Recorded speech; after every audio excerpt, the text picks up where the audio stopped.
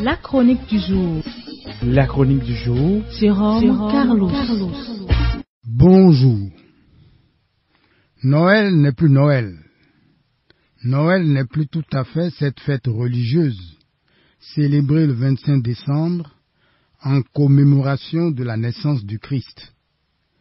Noël est désormais sous la coupe des commerçants qui en ont fait la fête des jouets.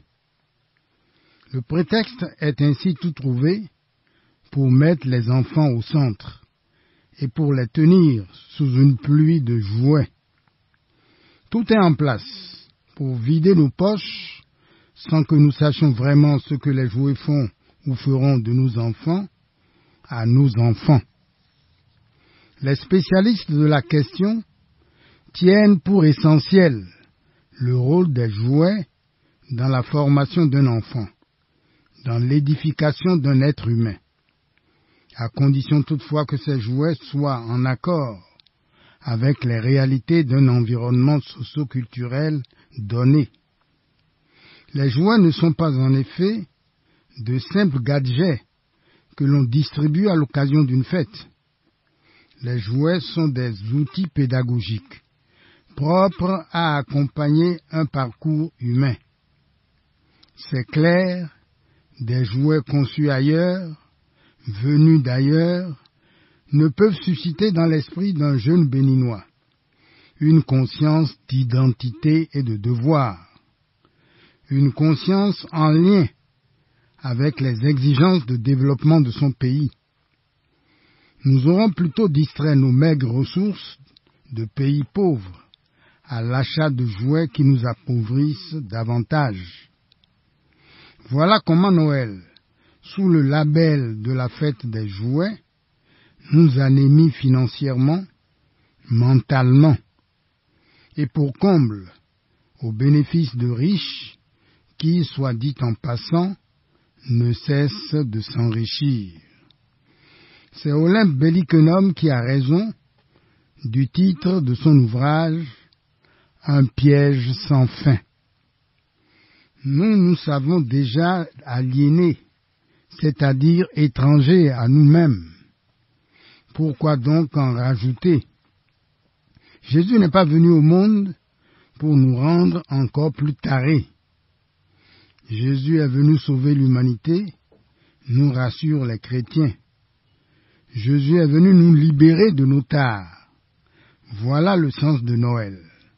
C'est autrement plus profond que les jouets distribués à tour de bras. C'est donc la dimension libératrice de Noël qui mérite d'être retenue, d'être célébrée, dans le sens d'une reconquête de notre être profond par la volonté affirmée d'être et de rester nous-mêmes. À quand des jouets conçus et fabriqués en Afrique par les Africains et pour les Africains?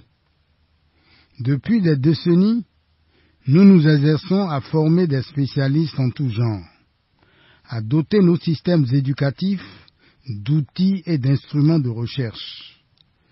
Que produisons-nous dans nos laboratoires? Que découvrons-nous par nous-mêmes, pour nous-mêmes, et qui porte le sceau de notre génie propre? Cette interrogation a valeur d'un défi. Il s'adresse à nos gouvernements. Il interpelle nos universités. Il pointe du doigt nos centres de recherche. Le fameux consommant béninois ne concerne pas que les produits comme le coton, le manioc, l'igname, le maïs. Il touche à tout ce que notre esprit peut concevoir et tenir pour réalisable. Souvenons-nous-en. L'université d'Abomey-Calavi, il y a quelques années, pour paver certaines voies du campus, n'a pu bénéficier du savoir et du savoir-faire de ceux de ses étudiants censés être formés pour ce faire. Ces têtes bien pleines d'étudiants, toutes à leur connaissance théorique ligotée, n'ont pu libérer leurs mains, les mains de futurs ingénieurs qu'elles comptaient devenir. Quel gâchis! Comme on le voit, Les joies de Noël nous interpellent bien au-delà du cercle récréatif d'une fête. Les joies de Noël interrogent notre pays d'hier à aujourd'hui. Un pays dévasté par le cynisme du négrier esclavagiste. Un pays déstructuré par l'inhumanité du colon exploiteur. Un pays matraqué par les mains irresponsables de ses propres enfants sous le soleil des indépendances. Alors, pendant combien de temps resterons-nous à subir le bon vouloir des autres? Pendant combien de temps resterons-nous scotchés au tempo, au timing et à l'agenda des autres? Pendant combien de temps resterons-nous accrochés à notre croix après avoir bu jusqu'à la lie le calice de nos malheurs?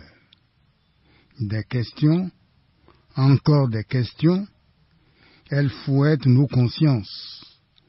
Elles nous font entendre de loin le signal libérateur d'Aimé Césaire, l'heure de nous-mêmes a sonné. Merci pour l'attention et à jeudi prochain. C'était la chronique du jour. Retrouvez la chronique sur www.capfm.com.